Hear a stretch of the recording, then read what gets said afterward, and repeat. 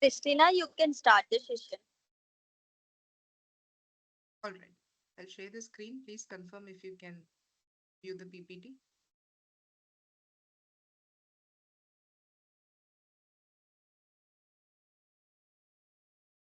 Is the PPT visible?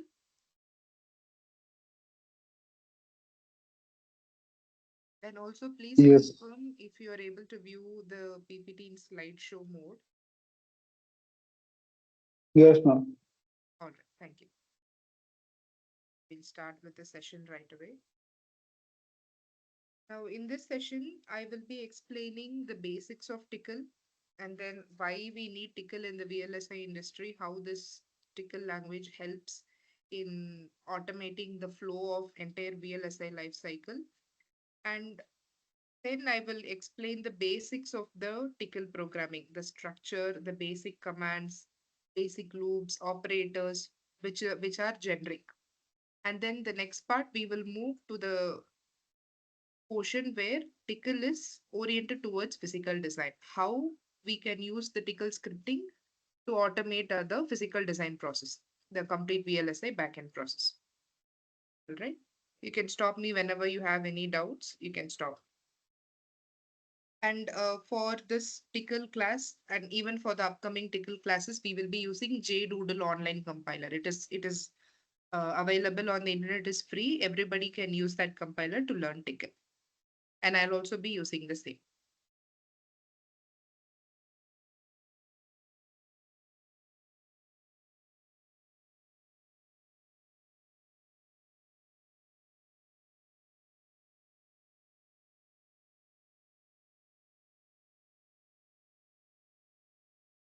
All right.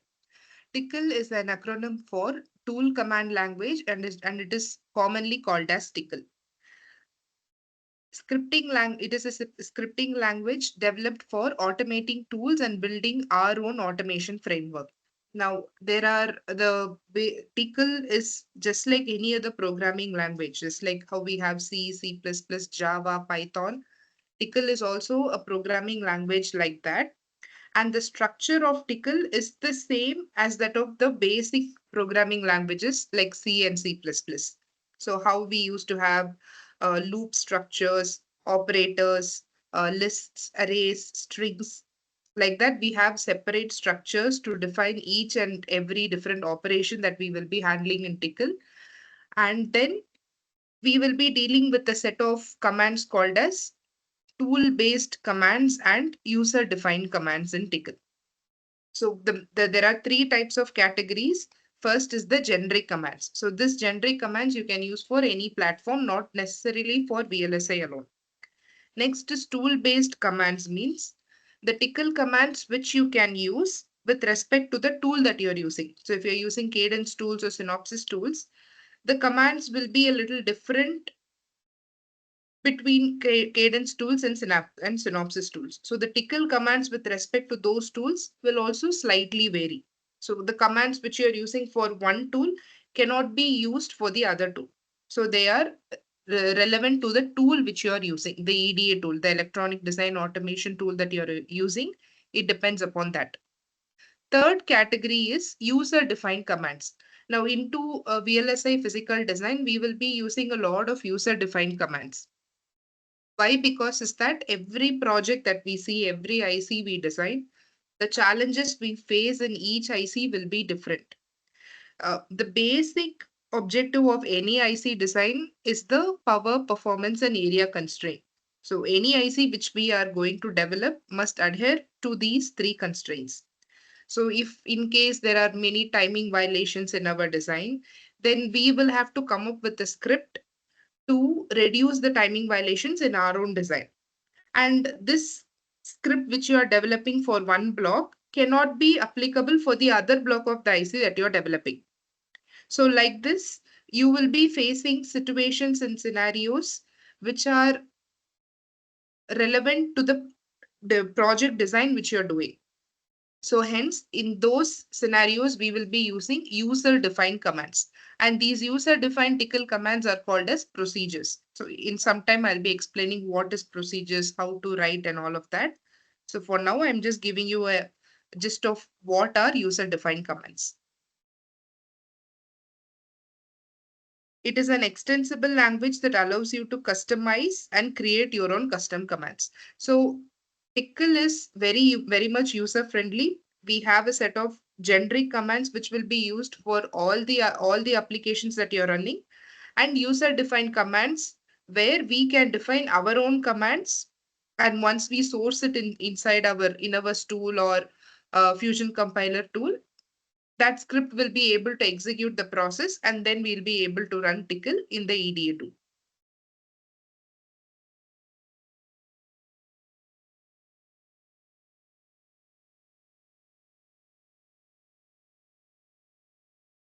Many EDA tools can only understand Tickle.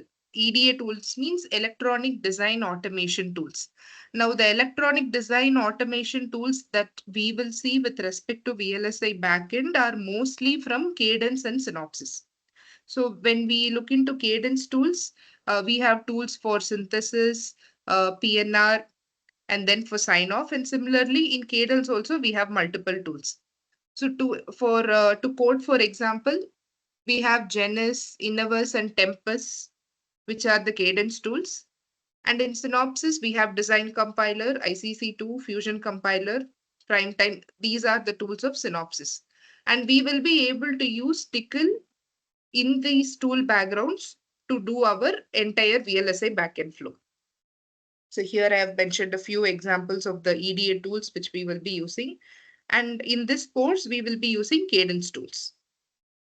To enhance productivity with Synopsys, even in Cadence tools, through effective usage of tickle commands. So this is the main usage of tickle commands to enhance the productivity of our entire VLSI backend flow.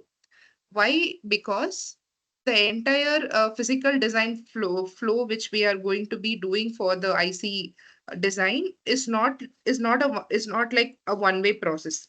It is an iterative process, because at every stage we will have certain checks to be done. So after synthesis, we need to check for the area of our IC, and then the timing violations of the IC, and then the clock gating structure of the IC. And then after floor plan, we need to check the macro placement, the quality of the macro placement. So like this, after every stage, we will be running a set of checks, and we will be having some constraints called as synopsis design constraints. So this entire all the processes which we are doing in the entire VLSI backend flow must adhere to those synopsis design constraints. So in this synopsis design constraints, we will be defining the clock period, the transition time, the clock uncertainties, input delays, output delays, any virtual clocks if necessary. So all of these constraints we'll be defining in the SDC. So after every stage of physical design, right from synthesis to sign off, we will be checking if our design has violated the SDC or it has adhered to those SDC. So if a violation has happened, then in those cases, we have to come up with our own tickle scripts to fix those issues. First is we will have certain tool commands to fix it. If we are able to fix the violations with the help of tool commands, then we will be proceeding to the next stage, or else we have to come up with our own script to do the to execute and fix the violations.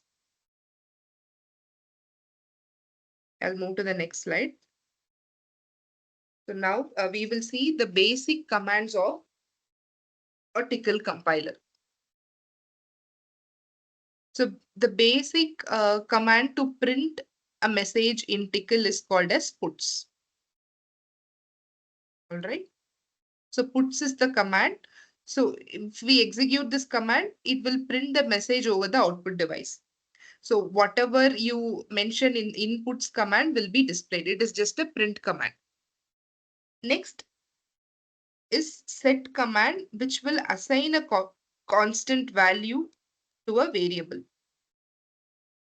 I will give a small explanation for this. So if I give set A5, it means what? The value 5 is assigned to the variable A through the command set. So set is going to assign a constant value to a variable. Now, what is puts? Puts is used to print. So puts space A, it will print the value of A. So these are the basic assigning commands and printing commands of tickle.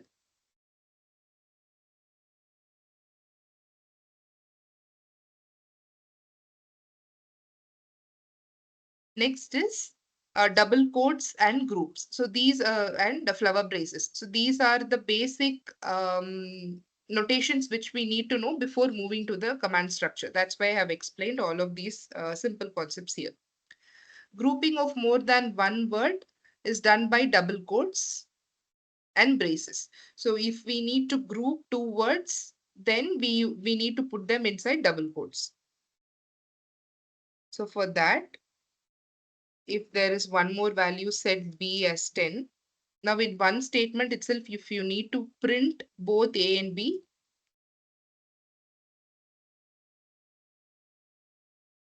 this is how we will use the double quotes to group two characters to print something, to print in ticket.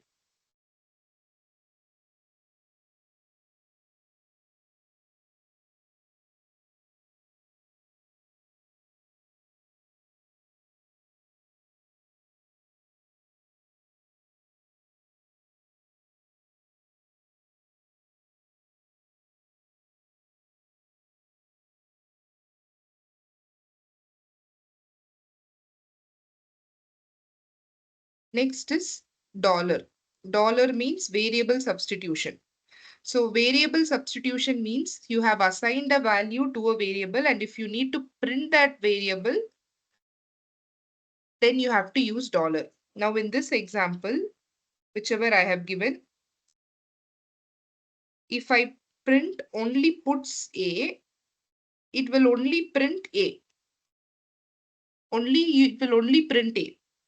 If I need to print the value which is assigned to the variable A, then puts $A.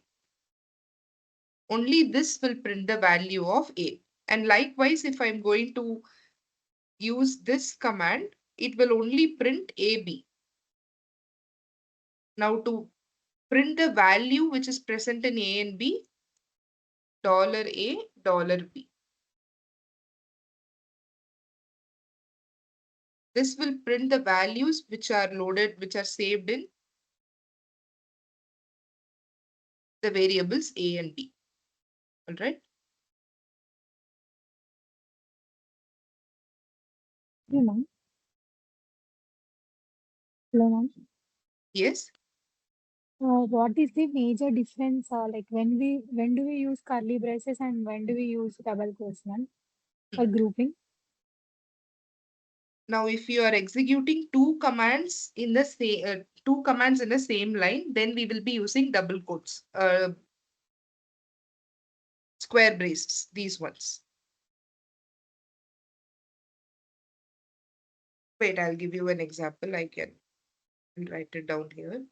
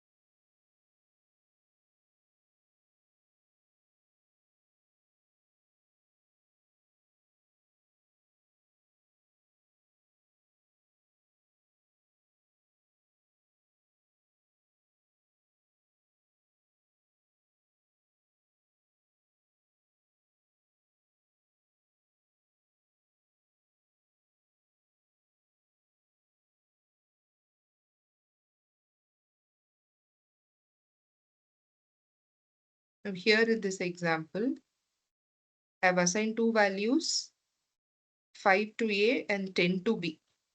EXPR is one more command. To execute any mathematical operation, we need to use this command. Only then it will understand that there is an addition here.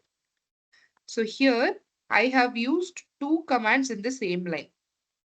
I am adding two values and that value is being assigned to the variable C. So in this case, I have to use square braces so that this set command will understand that there is an operation going on here and only then that value will be saved in C. So when two or more commands are used in the same line, for the tool to understand that this EXPR is a command, we have to use square braces.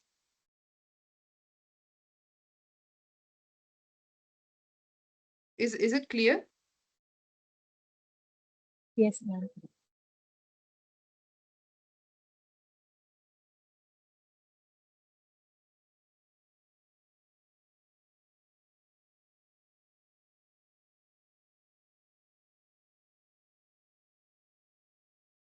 And this curly braces, you can use it like this. This will also work. Instead of double quotes, you can give like this. All right. I'll move to the next slide.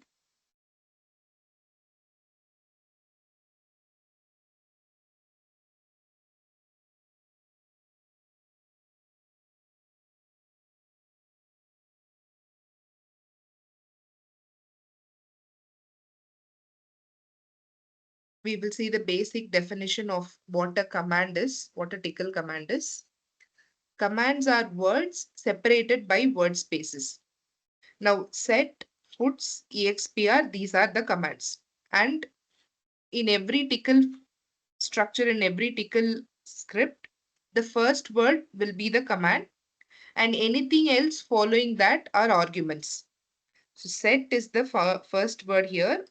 So set is the function which is which is doing an operation, and C is the argument. So that is how the syntax of tickle is. Next is dollar causes variable interpolation. So this dollar will understand that there is a value assigned to the variable. Double square braces causes command interpolation. So when you are including EXPR only inside square braces, set command will understand that EXPR is a command. Next is double quotes to prevent word breaks. So normally like this, if you're going to print this $A and $B with double quotes, there will not be any word breaks in between. Or else in the first line 5 will be printed and then in the next line 10 will be printed.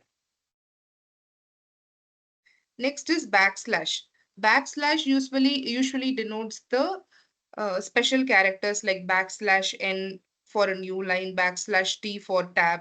So if we need escape sequences like this, then we will use those sequences with the backslash in front of it.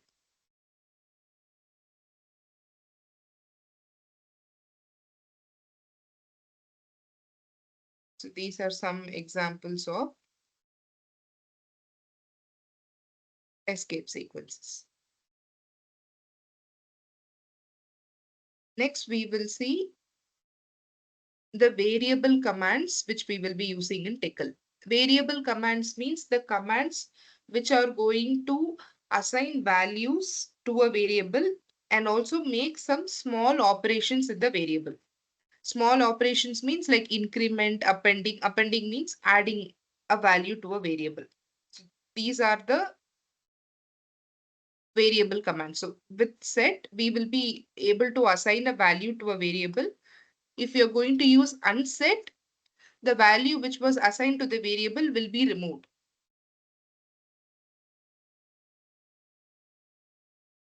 If I give here set A as 5,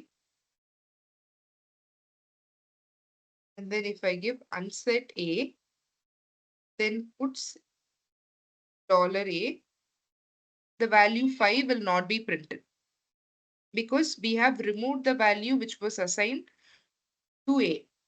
So that is what unset will do. Next is increment. Just like in C++, how we have increment means what? It will increment that value which is same by 1. Usually it is A plus plus or A minus, A plus plus is how we will be doing the normal incrementing operation in C language.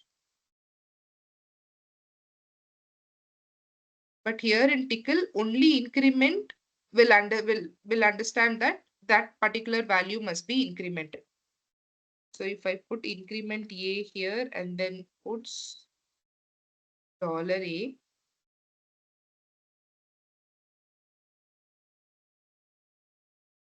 the value will be 6. So that is the use of increment. And then appending means you have a list of append is a command which we will be using when there is a list of values assigned to a variable. Now, in the upcoming slide, I'll be explaining what are list commands. So this append we will be seeing in the list operation. So we have a set of commands, a set of values to a variable like 1, 2, 3, and if we need to add a variable, add a value to that variable list, then we will be using append. So in the Tickle sessions, we will be seeing these commands with examples. Next is the input and output commands. Input commands are puts, gets, and set. Puts is the command to print. Set and gets are the commands which are used to assign a value to a variable. But the small difference between set and gets is an interactive command. Then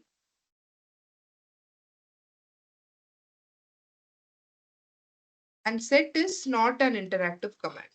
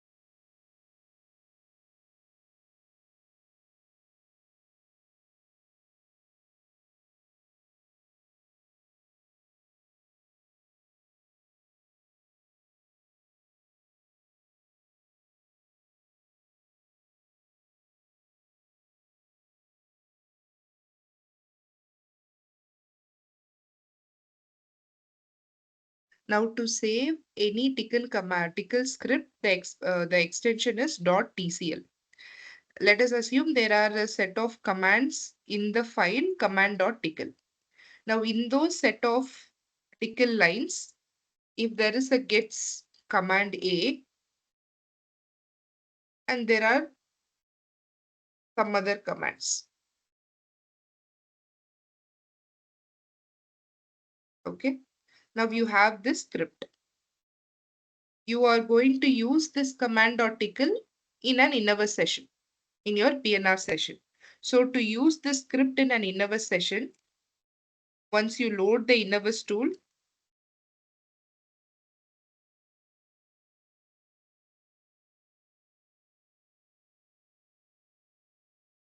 then you will be able to use this command.tickle using a command called source command.tickle. Now the source command is used to use any script in the present loaded database session. Now if I'm going to use source command.tickle, all the tickle commands present inside command.tickle file will be executed in the current session.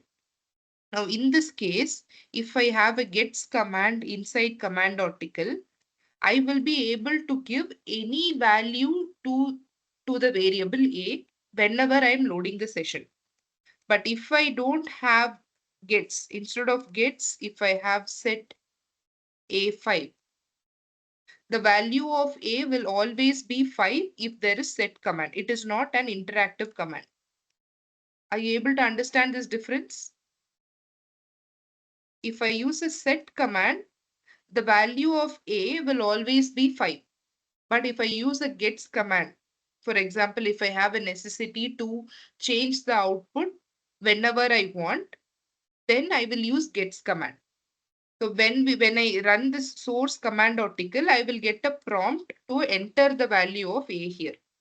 So when I get a prompt, I can enter any input value which I require. It could be 5, 10, 12, anything I can enter. And then this command article script will run based on the input which I have given and then give that output in this session. Any doubts in gets and set command? No, ma'am.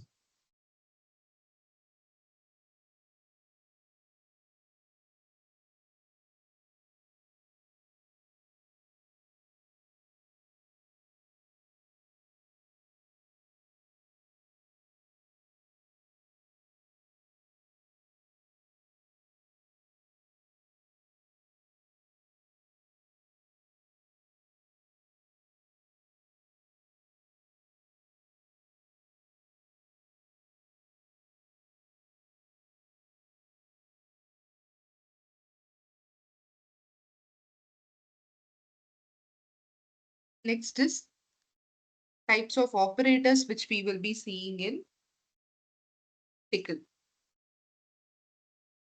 The basic operators are arithmetic operators.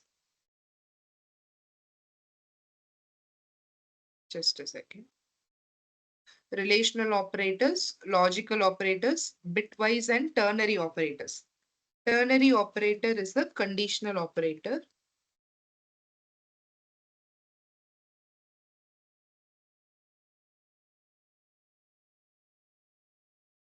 Now, arithmetic operators means what? The basic arithmetic operations like addition, subtraction, multiplication, division, and all other multiple mathematical expressions. All of those will come under arithmetic operators.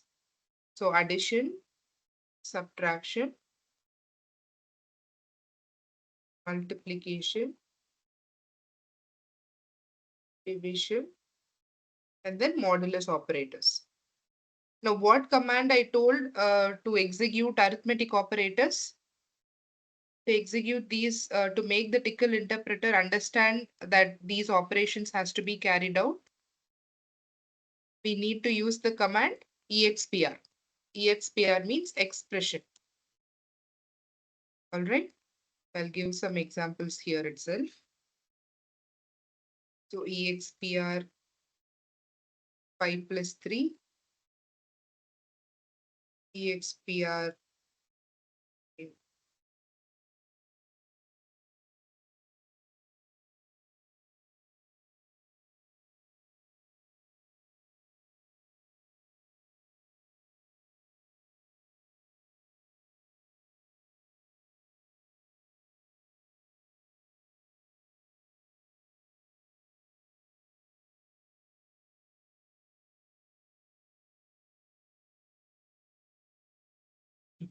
So there is already an example here. So this is the JDoodle online compiler, which we'll be using in the upcoming classes. So here I have to enter the list of commands. And once I press execute, I'll get the output here. So what is this? What is present here? There is set x10. Value of 10 will be assigned to x. And then y is assigned to a value 25. And the value, the addition of x and y will be present in the command in the variable z. So set z, and we are using square braces. Only then set command will understand that an expression operation will happen here. So set z is equal to set z expr $x plus $y. So summation of 10 and 25, which is 35, will be present here. So all other mathematical operations we can execute here. Addition, subtraction, division. And for every command, you have to use these square braces. Right?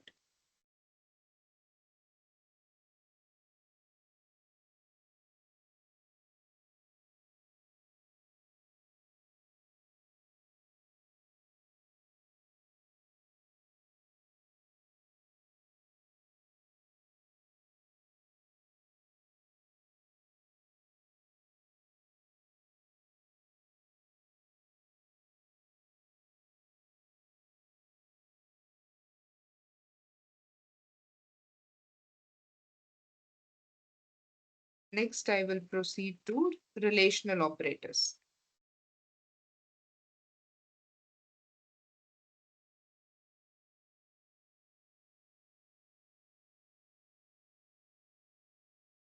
Relational operators means equal to, not equal to. This is the symbol for not equal to, and then greater than, less than, greater than or equal to, less than or equal to. These are the relational operators. Now we'll see some examples of relational operators here. So if I give, now if I need to check the values of x and y are equal. So I will just put the particular relational operator there. And for relational operators also, if you are using numbers, you have to use this expr command. Set z expr $x equal to $y. So if it is equal, then it will print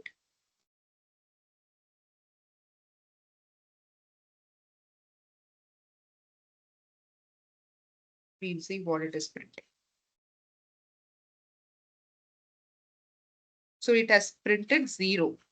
Why it has printed 0? Because 10 and 25 are not equal to each other. If it is equal to each other, then we will get 1.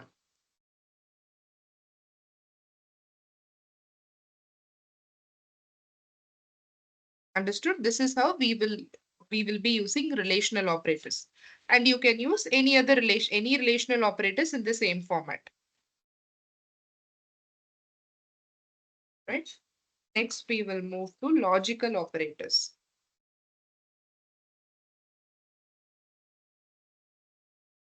Logical operators means our basic combinational gates and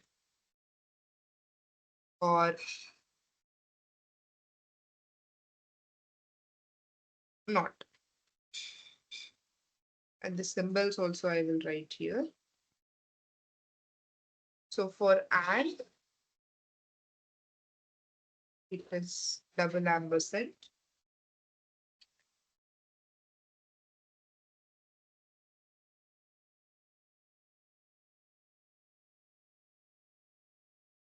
This is for or. And for not, it is an exclamation.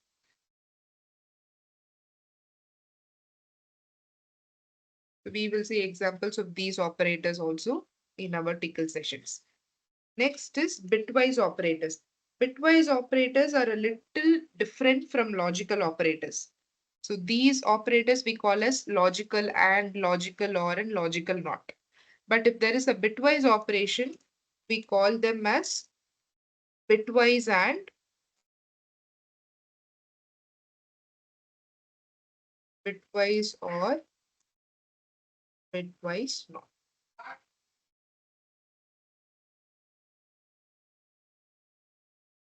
Now, what is the difference between logical operators and bitwise operators? In bitwise operators, all the operations will be handled bit by bit. It will not consider the entire list of strings which you have given for bitwise operators.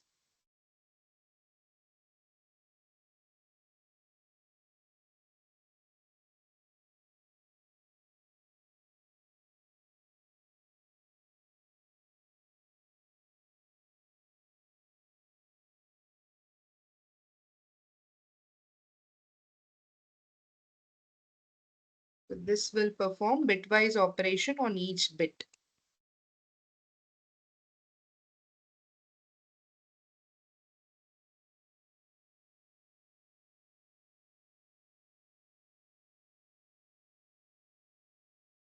Next is ternary operators. Ternary operators are conditional operators. So you give a condition, and if the condition is passing, the first statement will be executed. If not, the second statement will be executed. So that is all about conditional operator. A condition will be provided. The syntax, I will write it down here.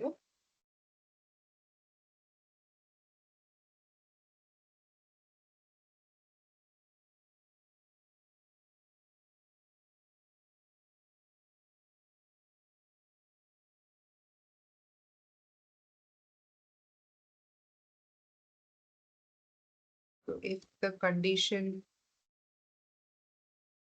is true,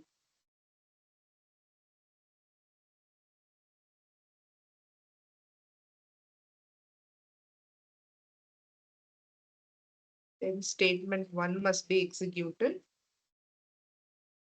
or else statement 2 will be executed. So whatever condition you give here,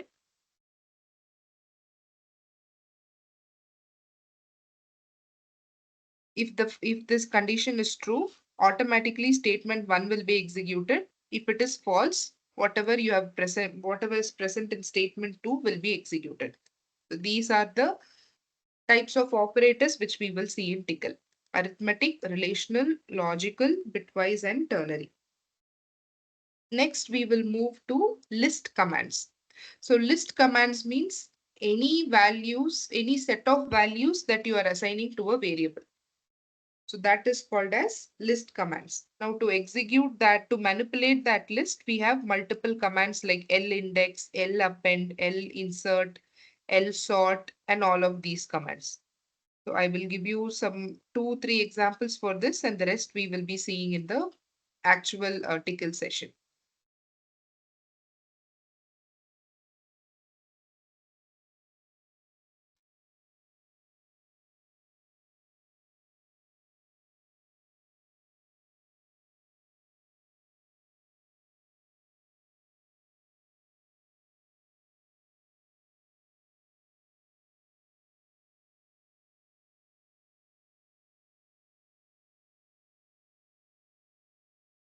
Somebody are you having any doubt, Kumar? Yes, ma'am. Yeah. Uh, can you give example like how we denote the bitwise operator? Bitwise Uh, operator, yes.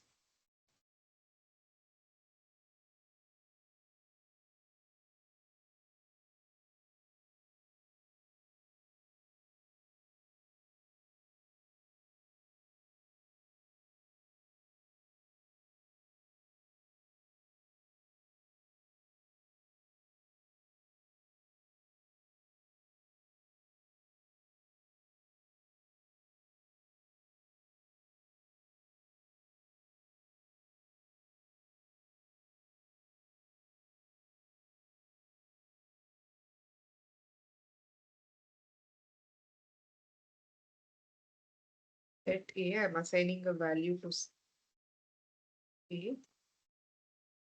Let B 3.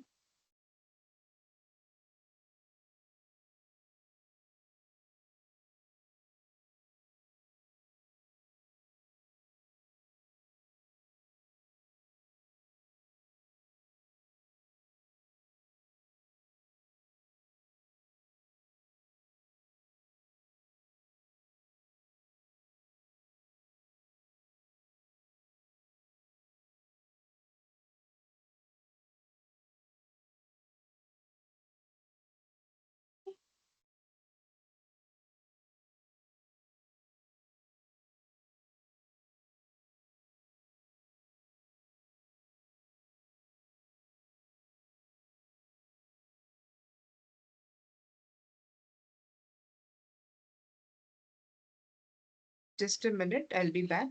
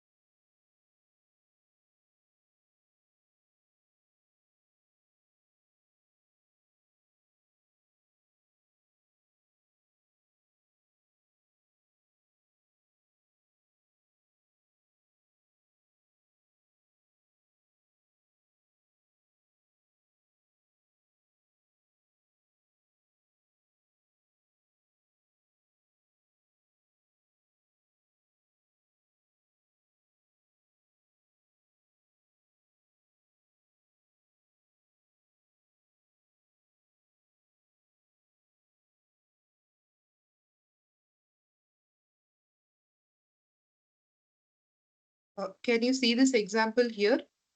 I am adding two numbers and I'm performing the, not adding, I'm performing the bitwise AND operation for these two numbers.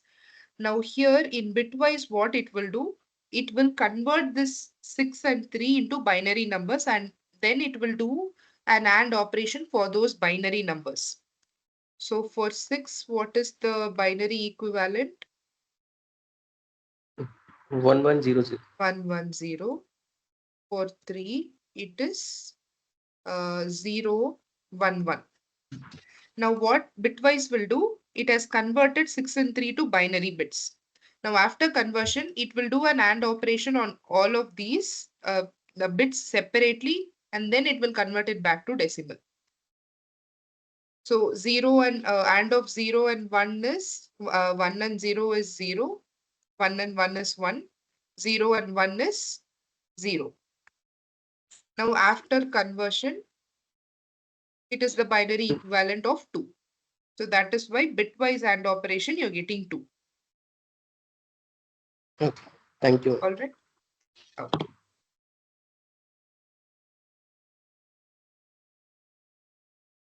So next is list commands. We will see some examples for list.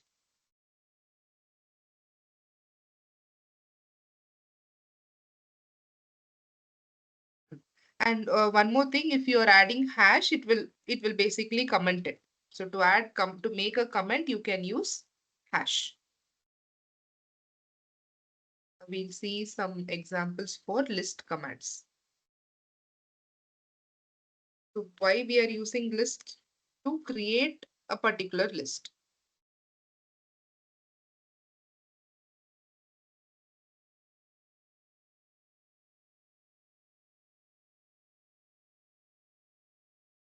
Now the syntax is set. For list also, we have to use the command set and then the list name. It could be anything. So list 1 is my list name. And then square braces.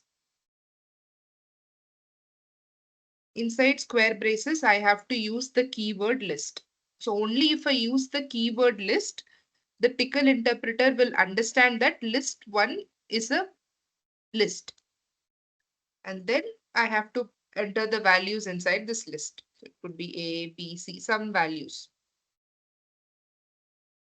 Now when I print this list 1,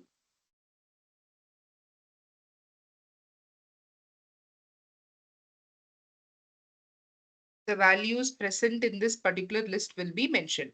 So what is the syntax for list?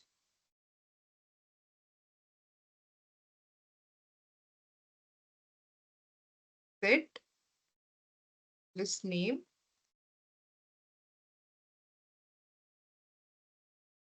Why are we using square brackets here? Can anybody tell why?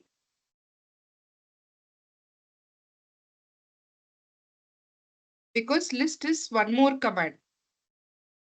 List is a command and set is a command. Since we are using two commands in the same scripting line, then we have to use square braces. Okay. So this is the basic command for list. Next is L index means. Now all the values which we have given here will be interpreted by the tool by giving an index value for all of these values. So the tickle interpreter will make sure that an index is assigned to all of these values. So I'll write that here. Index is assigned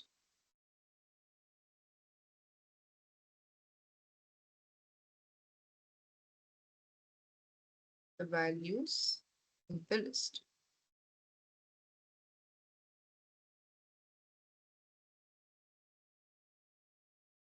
And if you have to type, or if you are using two set of tickle commands in the same line, then you have to separate it with a colon, with a semicolon.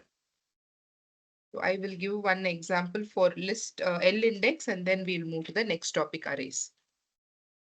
So now this puts command will directly print all the values in the list.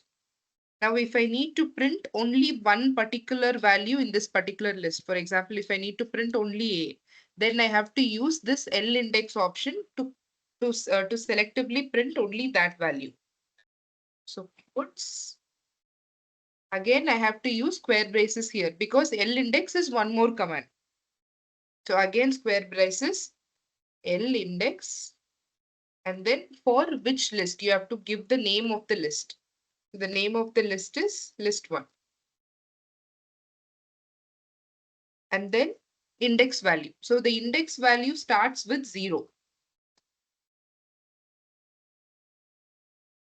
Let me execute this. So this first statement is printed where ABC, all the values of the list is printed. Now here in the next command in line number 4, I am going to print only the value which is assigned at index value 0. So if I give 0, the value A will be printed. If I give 1, B will be printed. So likewise, if we need to print separate values of the entire list, we have to use the L index command. I will write this here also. Index of a list starts with 0. Okay. So the other commands I will be explaining in the actual session. So we'll be seeing examples of all of these commands one by one.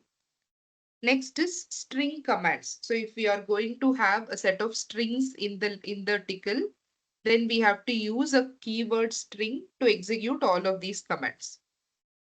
Just like how we had a keyword list for the list commands, for string, it is string. We'll see one example.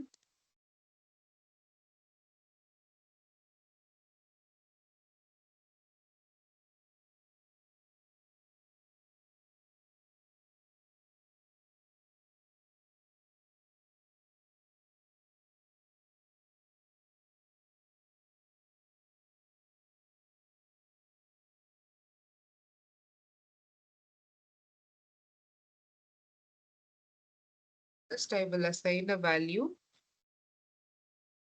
to a variable.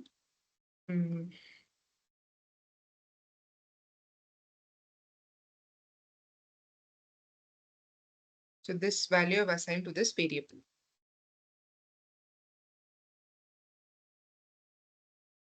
Now I'm going to print the length of this particular string. So any number of, if there are characters, we basically call it as strings. So puts, double quotes, again string, use the keyword. Since we are using another command, use double quotes. Use square braces. And then we are going to print the length of the string.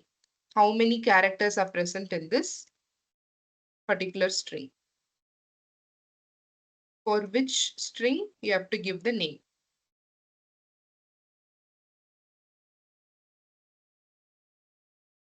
Let me execute this.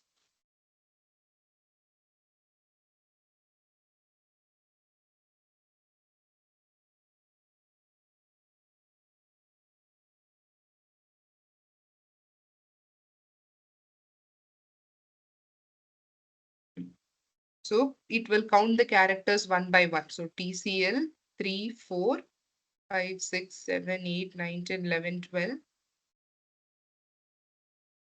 4, 7. It will count the white spaces also. 8,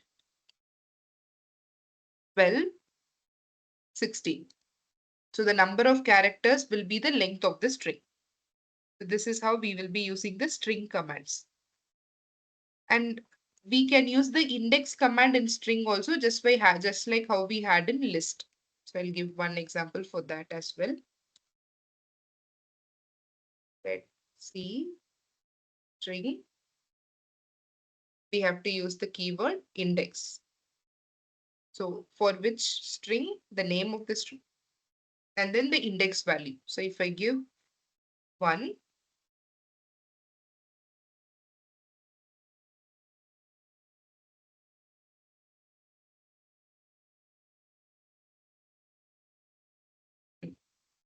So 0 will, the index value of T is 0, index value of C is 1. So that value is printed here. So this is how we'll be executing the keyword index in string. The rest of the commands we will be seeing in detail in the tickle sessions. Next is arrays. We will be using arrays and manipulation of arrays also we will be doing. That we will be doing using the keyword array. So array get means it will print the array.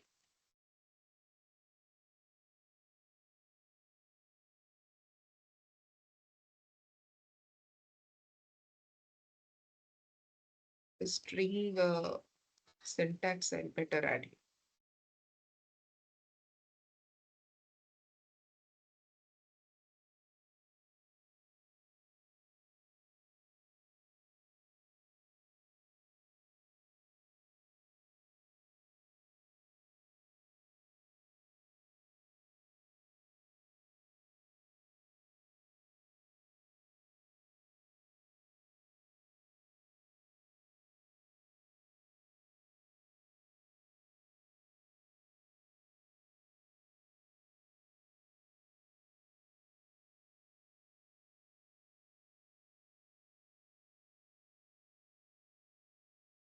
String manipulation command means all of these ones which you're seeing. Compare, equal, first, index, all of these are the string manipulation commands. That's why I've mentioned it like that. And then name of the string.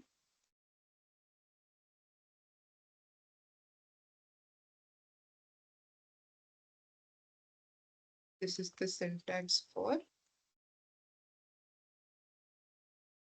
string.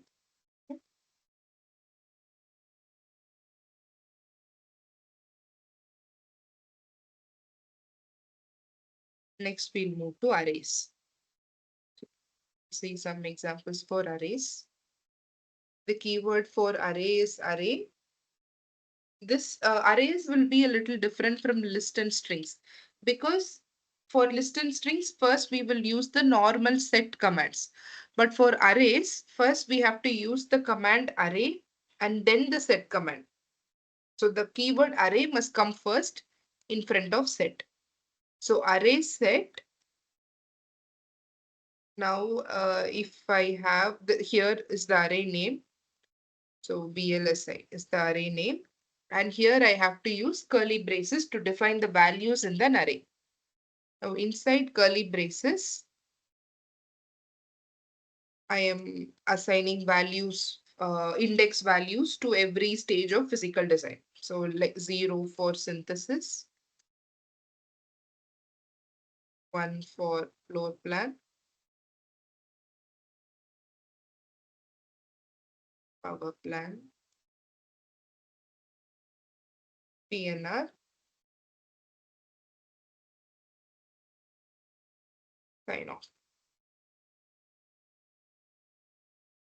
Okay, I have declared the array now. I have created an array, assigned the values to the array indexes inside the array named as VLSI. I'm going to print this array.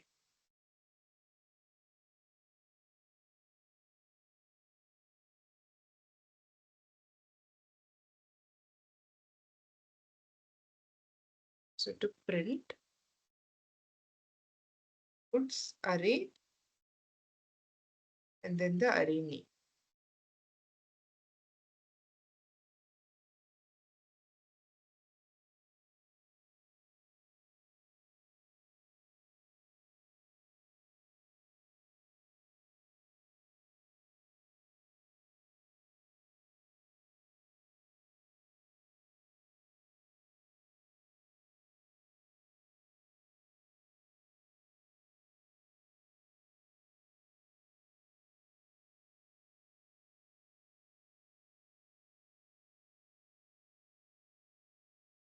Oops. Okay, array get. Yeah.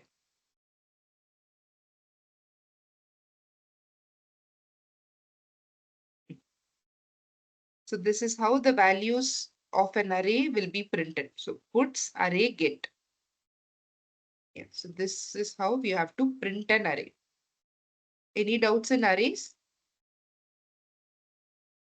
And there is one more thing which you have to note here. The values, the order in which you are saving the arrays will not be printed. Now here we gave zeros in 1 floor plan, 2 power plan, 3 and 4. But how you have printed, how the tickle has printed here? 4, 0, 1, 2, 3. Now why this is happening is because it will not save the values in the order which we are giving it. It will save the values depending upon the number of character, the value which it is assigning to each of the character in this particular string. So the sum of that values will be printed in the arithmetic order, like in the increasing order. So that in that order only we will be able to print the values of the array. So the values in which the order in which you are giving the same order will not be able to print it. This one you have to note in array. Next, if you want to print only one value of an array, then I'll give that.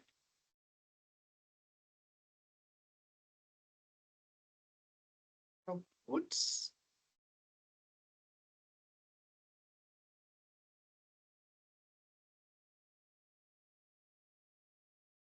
Now, if I want to print the value synthesis, so the puts, then dollar VLSI 0.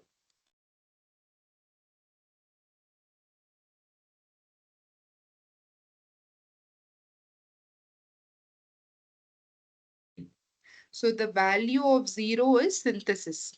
So to print only one value, you have to call it using the index which you have assigned here. So this is the index which you have assigned to each of the value in the array.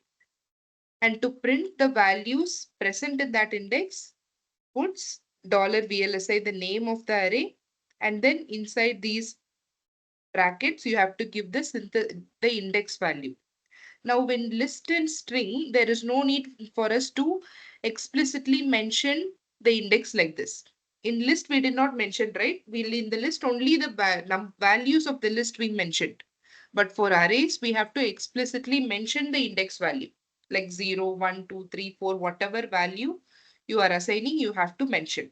And this index, it is not necessarily 0, 1, 2, 3. It could be anything. Anything which you have to save with respect to synthesis, you can save it here. So instead of 0, it could be any value or a variable also you can assign here. And if you're going to print that value, you have to call it using that index through which you save that particular value. So next, if I give puts $VLSI 2, so the value stored in 2 will be printed. All right, so this is how we can access the values of array. Okay, next is loop commands. Now these loops, you must be aware of the loops with loop structure, which we have already seen. For loop, if loop, while loop. These are the loops which we will be seeing. And two new loop structures you will be seeing in Tickle, which are break and continue. So break is going to break the loop under a particular condition. So if you want to, if you're executing a loop and at a particular value, if you want the loop to end, then you have to use the command break. Breaks the loop on a condition. We'll see examples of these decision making statements also. And continue will continue executing the loop based on a condition.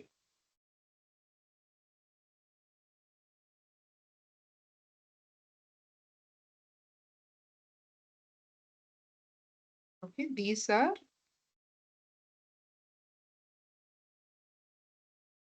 loop manipulation commands.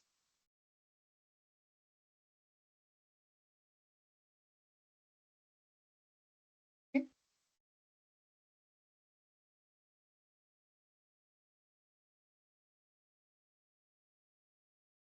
Next is procedures. So all of the commands which we saw till now, from the basic commands to the loop commands, are generic tickle commands. So we saw here, right? The three types of commands: generic commands, tool-based commands, and user-defined commands. All the commands which we saw till now are the generic commands, and you can use this generic commands for any EDA tool. Next, we are going to see user-defined commands, where we will be creating our own commands. We have a provision to create commands on our own, and to create those commands, we follow something called as procedures. So anything you write under a procedure will be acting as a command inside that procedure. Tool-based commands means that the commands which you execute with respect to a particular tool. Now, for example, if we are doing synthesis under a Genus tool, now to execute synthesis, we have three stages of commands. So syn generic, syn map, and syn opt. So these are the three stages of synthesis, how we will do the synthesis process using the Genus tool. So this syn underscore generic will do the generic synthesis, and then syn map will do the mapping of the netlist with that of the technology libraries. And then syn opt will do the PPO optimization, power performance and area optimization. So these are tool commands. Now these tool commands you cannot use in any other EDA tool.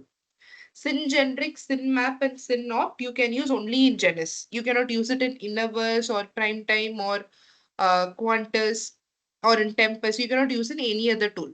So these commands are with respect to that particular tool which we are executing. But these loops and operators and the other basic commands which we saw, we can execute them in any EDA tool. Next is user-defined commands, where a user, as in we engineers, will be creating our own commands with respect to the blocks of IC which we are dealing with. So we will be using a lot of procedures in Tickle. So that I will explain here.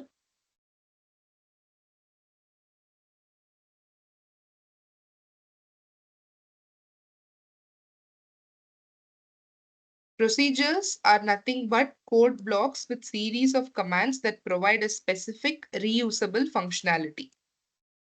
It is used to avoid same code being repeated in multiple locations. Procedures are equivalent to the functions used in many programming languages and are made available in Tickle with the help of the proc command. So what are procedures? You find a issue there is in your block, and you are trying to fix that issue. Now, to give an example for this, assume you're doing physical design for one block of the IC. So when you're doing power plant stage, you are seeing some shorts or opens in that power grid architecture which you have built. Now you're trying all the tool options to fix those shorts and opens, but still it is not fixing. So then what you're doing, you're writing a procedure to fix those shorts. Now, why I am writing a procedure to fix those shorts? Because manually fixing those shorts will not be possible. Assume you are having some 50 shorts in your design. So this is the block of the IC. And then let us assume you are having some short violations in the block. Okay. So randomly shorts are present here. Now you are writing a tickle script to fix these shorts.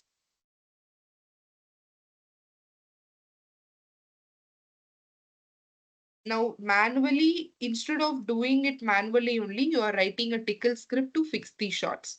So what all inputs you will be giving to this tickle script? First is to identify the location of the shorts. So for every location, for every short, first you have to identify the location. You have to identify the coordinates of the short. So you will be giving a command to identify the coordinates of the shot, and then the command to fix the shot.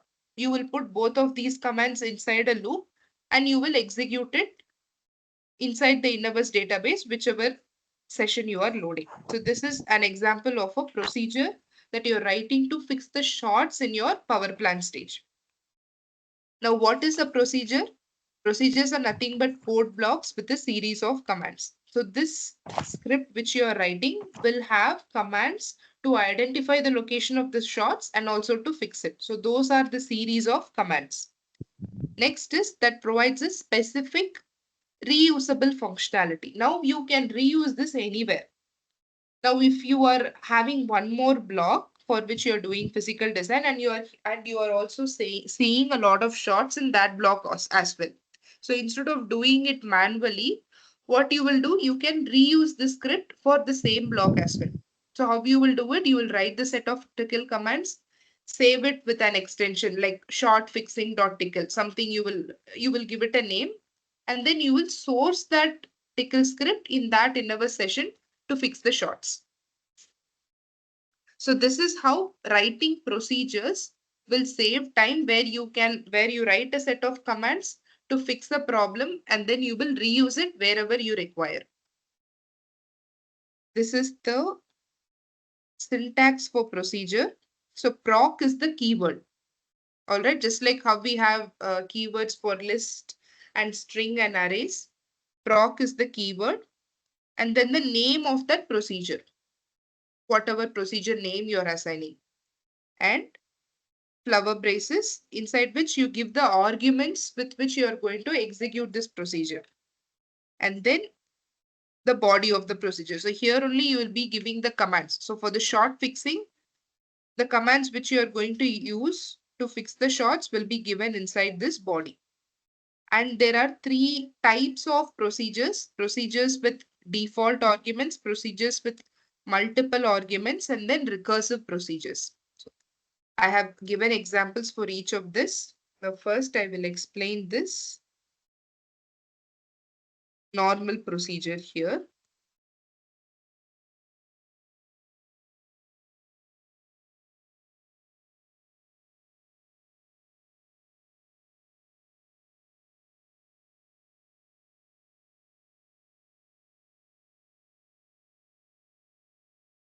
So proc is the keyword.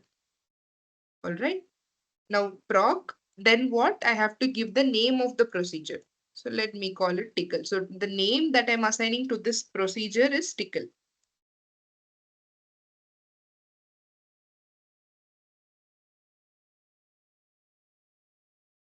Now I have to open the braces where I have to give arguments. So I give a value A. So this is the argument with which I'm going to call this procedure. All right. Next, I will open the braces.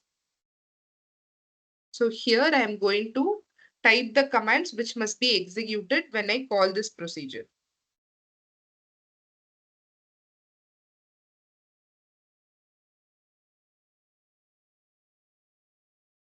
Now puts, welcome to pickle demo session.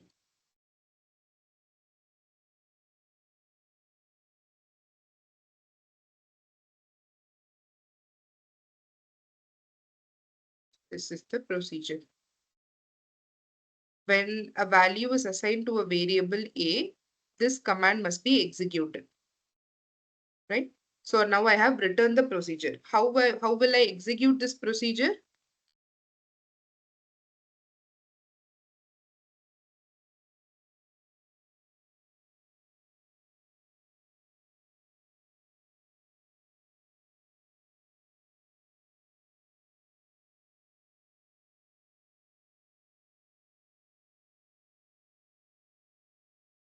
Now here, what I have done, I have created a procedure for which I have given a name TCL. So by making this tickle as a procedure, what am I making? I have basically made a command called as TCL. Now there is no separate command like TCL in the normal tickle scripting, in the generic tickle scripting. But what I have done, I have created a command called TCL. And I'm going to execute this tickle command using an argument A. That is why when I executed TCLA, this command TCL is called by the argument A. Now what the tickle interpreter will do, it will first try to see if there is any command called as tickle. So it will see this proc tickle. So there is a procedure which is created under the name TCL. So a procedure is created under the name TCL. Now to execute that procedure, we need to give a calling argument. The calling argument is A, because this is the value which I have given inside tickle. So when I execute tickle A, automatically the body of tickle A procedure is getting executed here. So if I need, like for example, let us assume I need a set of print statements.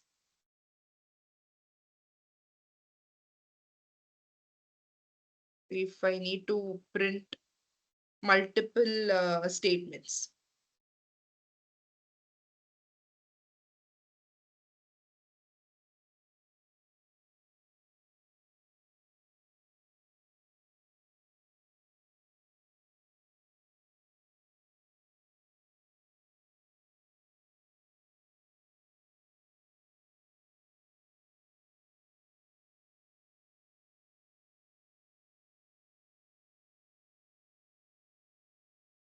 Now in our session, when I'm doing physical design, I have to print these 5 statements.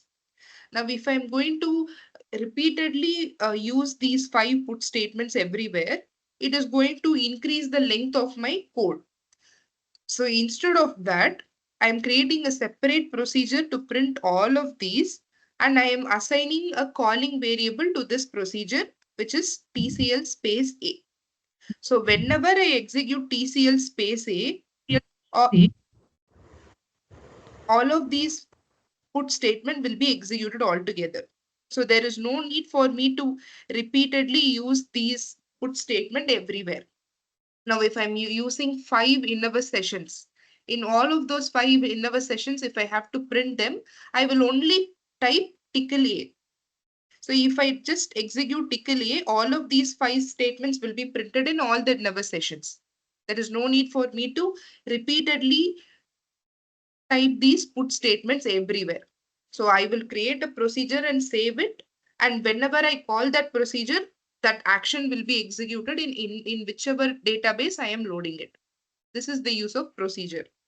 Any doubts in procedures?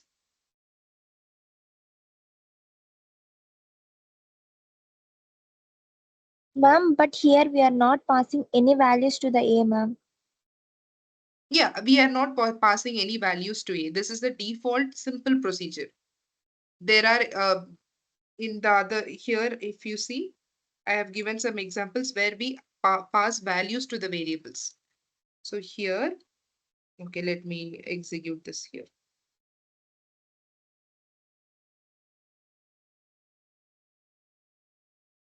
Ma'am, we don't Yes. have to pass any values. Then no need to mention that A, right? No, we have to mention that.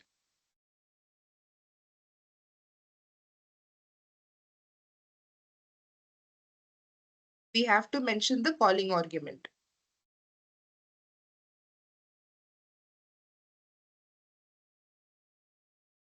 After the procedure name, ma'am, within the curly braces, we mentioned A, right? Yes. That is also not needed. If we didn't mention what Yes, happened, ma'am. without, yeah. That is also not needed. I'm giving an example. If we can have arguments, without arguments also it is possible. But if we give an argument inside, I have to mention the argument outside. Okay, ma'am. Okay. Okay, ma'am. Thank Yeah. you. Yeah. Good observation. So next I will give this example also.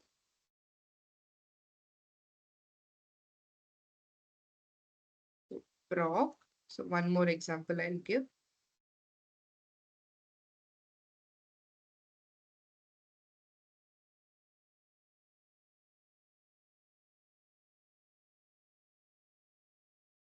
I'm giving variables.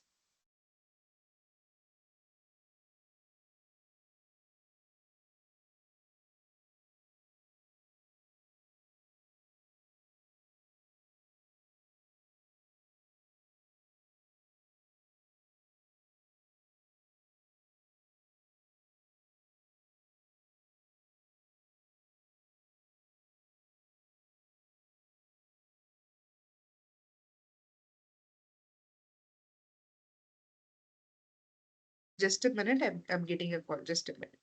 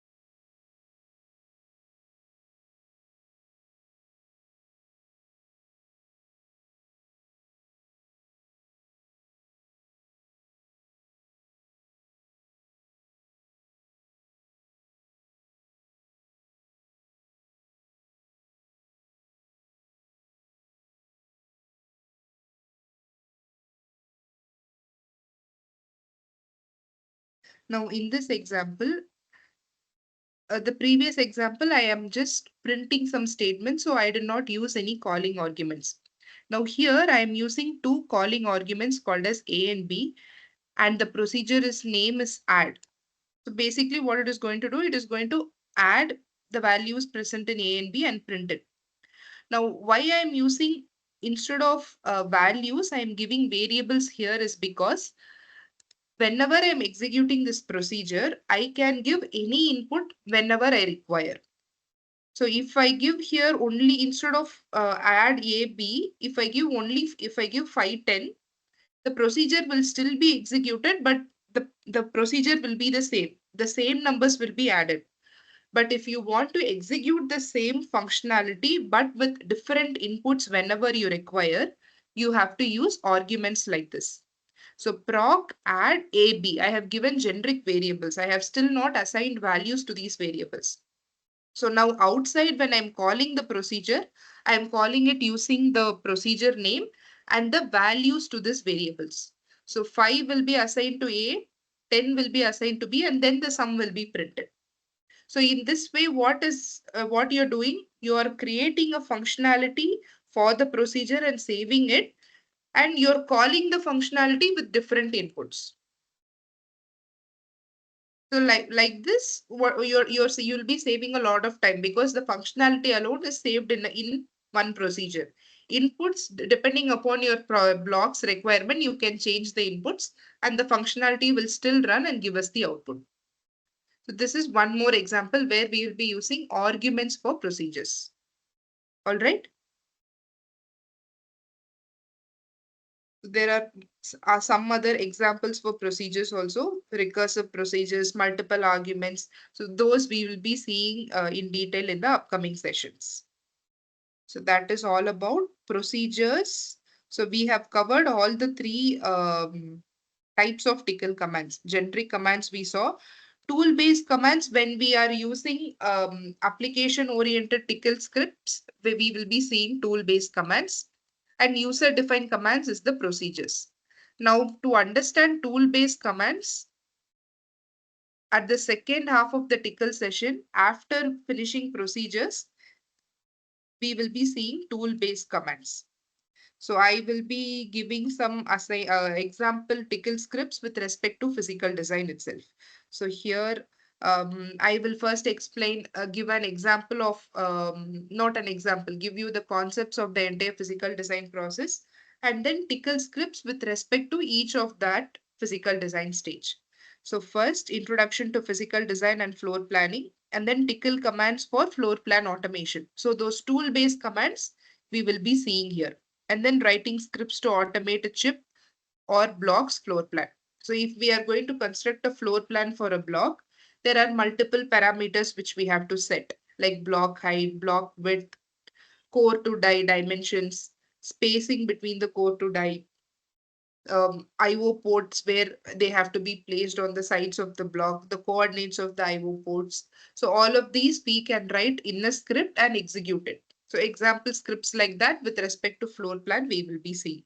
Next, with respect to power plan, how to construct a power grid architecture using a power plan tickle script.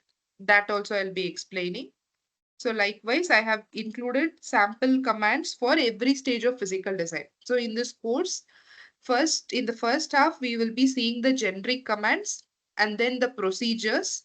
Finally, where finally we will be seeing the tool-based commands with each scenario of the entire physical design process, from synthesis to sign off throughout every stage of physical design, how tickle scripts we can use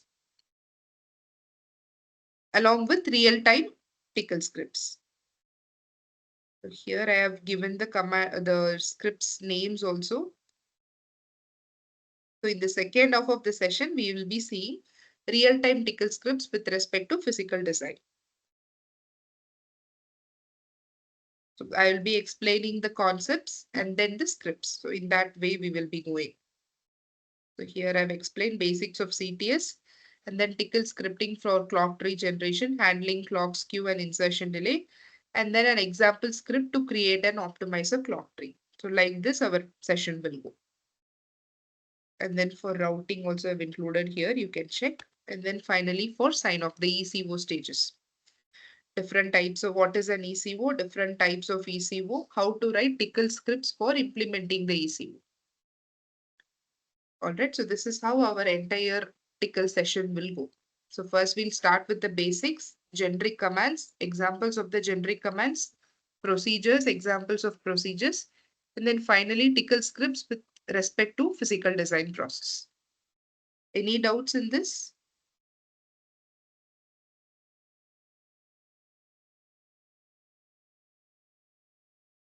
Ma'am, Yes.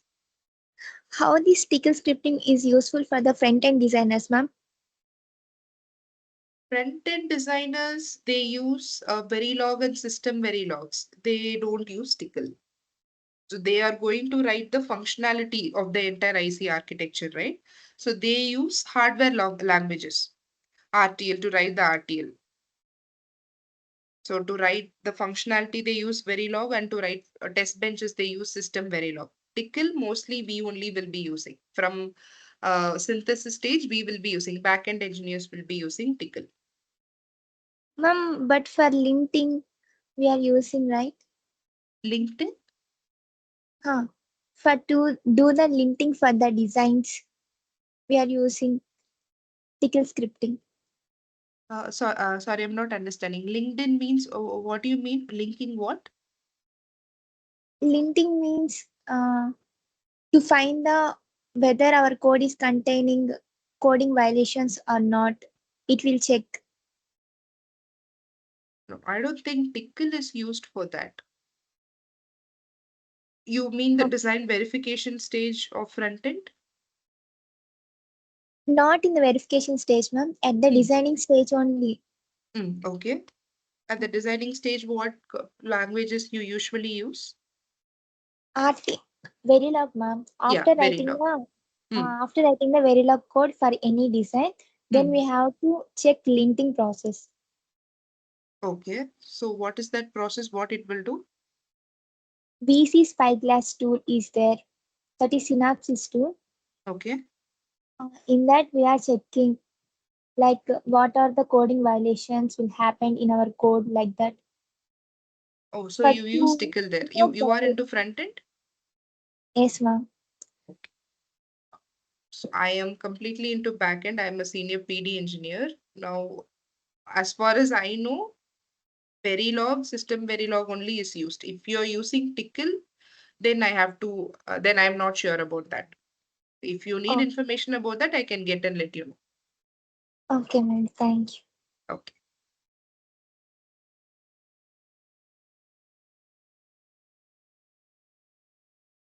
Any other doubts? I will share this PPT with the organizer that you can have an idea of how the entire session will be. Ma'am, in PD domain entirely will be working on coding part, ma'am. When you're starting as a block level physical design engineer, you will not be expected to write tickle scripts. But as you gain experience after 2 years or 2.5 years, we will be expected to write tickle scripts. Okay.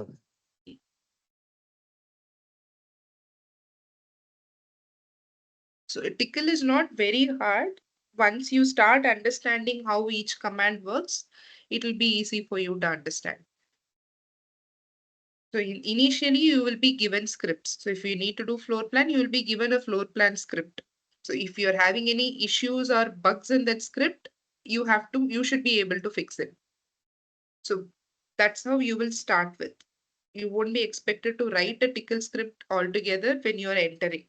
But as you gain experience, you will be expected to write scripts. You'll be expected to write scripts, set the entire implementation flow for the ICs which you're doing. So you will be expected, right? As our experience gains. So that is why we have to understand tickle. And also to understand what the script is given to us, we need to understand how tickle works.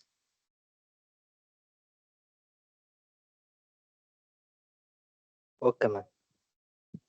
For this program, any tools is required for like floor plan stage? You are saying like running some scripts and all, right? We need to like either in-house or FC. We need to require to run the articles, right?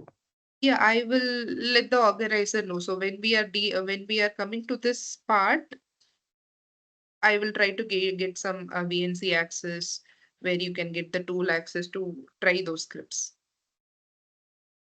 Okay, okay.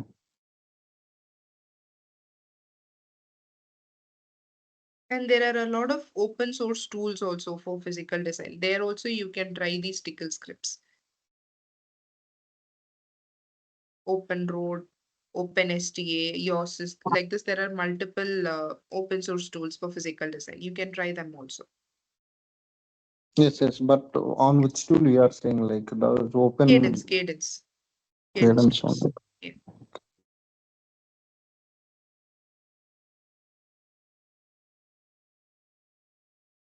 Ma'am, open road how to install like any tutorial video will be there, ma'am. Yes, tutorial videos are there. You want the videos, tutorial videos, how to access Open Road? And one more thing, the comments will be different, right? For open road and cadence, we know so. Yes, it will be different, but it won't be drastically different. So if there is a command check connectivity, it will be verify connectivity there. So like this minor changes only will be there. Okay, okay, okay. We Okay, will be able to understand. So once we understand the PD concepts, then we'll be able to understand the minor changes in the commands also. okay. So that is not a problem.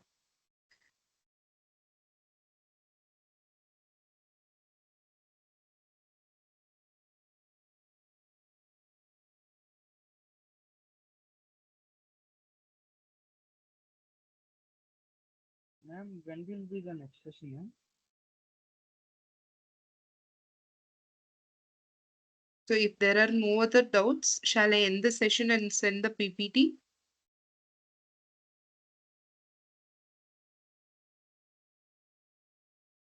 Ma'am, I have one doubt in the procedure example, ma'am. Yes. In which one? In which slide? Procedure example, ma'am. Procedures. Okay. Ma'am, code, ma'am. Here. Not in this, ma'am.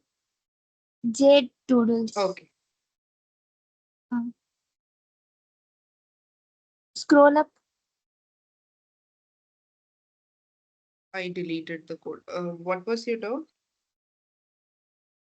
Nothing, ma'am. Here A is changed color, ma'am. Why I don't know. This A? Yep. Why, In ma'am?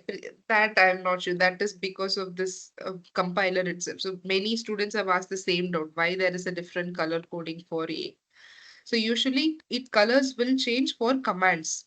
So this proc Yes, ma'am. set, yeah, but here I'm not sure. Okay, ma'am. Right. Yeah.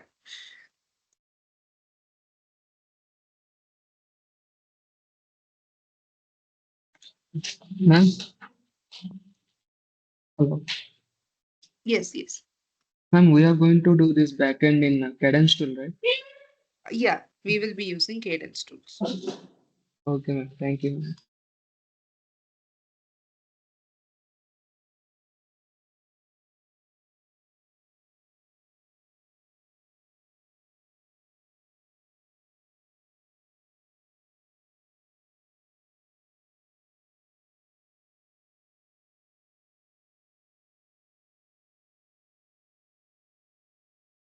So are you guys aware of physical design concepts? Yes, ma'am. Okay. So then it will be easy when we are doing the scripting part. Anyways, I will first give the concept and then I'll move to the scripting.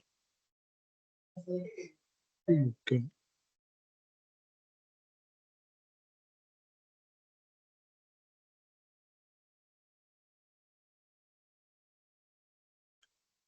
Are we done for the registration, ma'am? Yeah, we are done. Yeah, okay. Thank you. Okay. Okay, then. So I will end this session and I will share this PPT to the organizer. And if you're having any doubts, you can reach out to me. Okay. Okay, ma'am. Sure. Okay. Thank you. Thank you. Ma'am, can you tell how to like install the open? How to install Open Road? Yes, ma'am. Okay, you do one thing. You please inform Prashanti ma'am to include me if you guys are in any group. So then I can share those videos to you, like how to access Open Road. You inform her to add me in the group. Then I Okay. will share all the details. Sure, ma'am. Okay. Okay.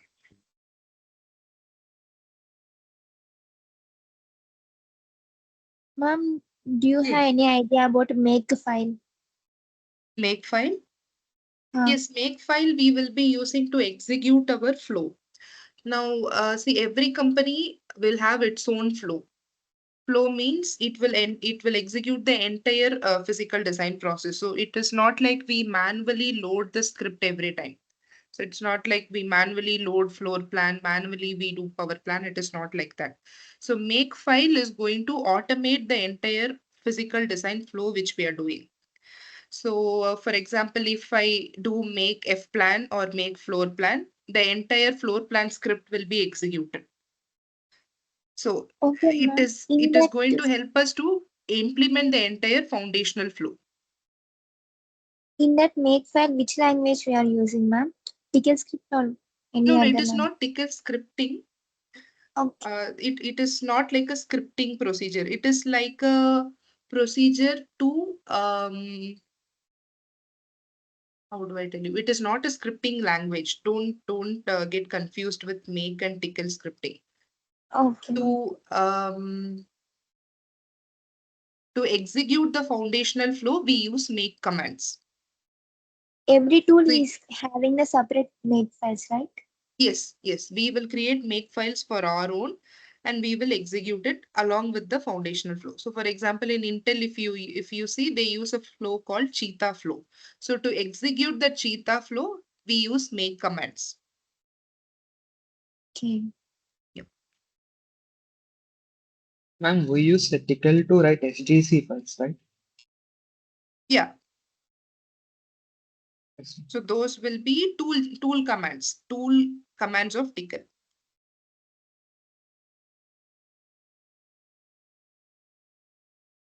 So the SDC commands which you see like create clock, create generated clock, set input delay, set output delay. These are the tool related commands. It will come under this category. Tool based commands. Yes, ma'am. Okay.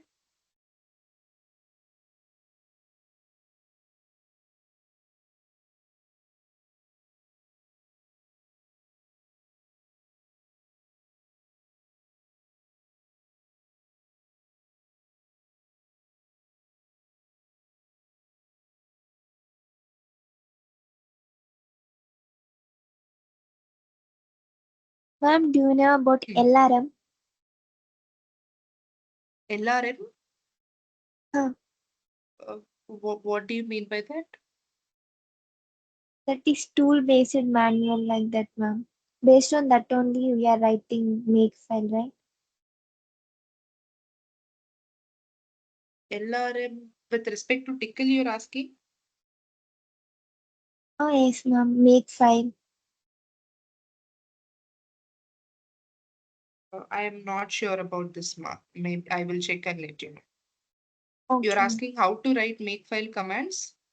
Oh yes, ma'am. To write makefile commands, then I can include one session how to write makefile commands. So in the Okay. tickle session, I can include that. Thank you. Yeah.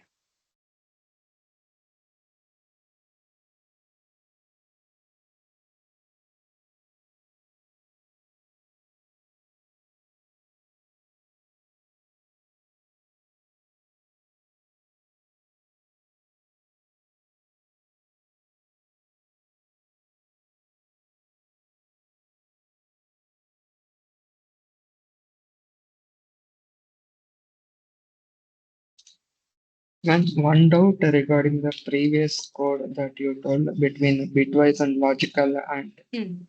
I'll tell you, right? When we do bitwise between 6 and 3, the output was 2, and for logical it is 1. How it is 1? It is 1 means it is able to perform an AND operation for 6 and 3. So it is presenting it as 1. Or else it will be 0. Okay, okay, ma'am. You got it? It will, yeah. Yes, ma'am, got it, ma'am. Yes, okay. Thank you, ma'am. Okay.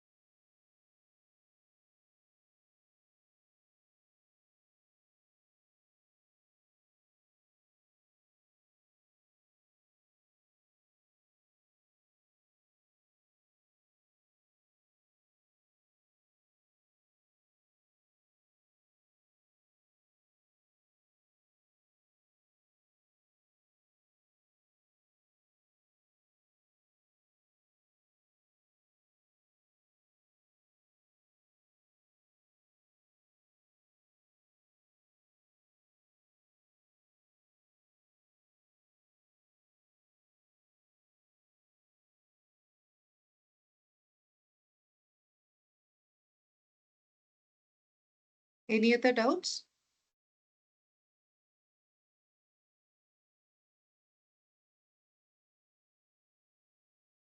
No, ma'am. Okay. So shall I end the session then? Okay, ma'am. Okay. All right then. Thank you, ma'am. Thank you. Thank you, ma'am. Thank you.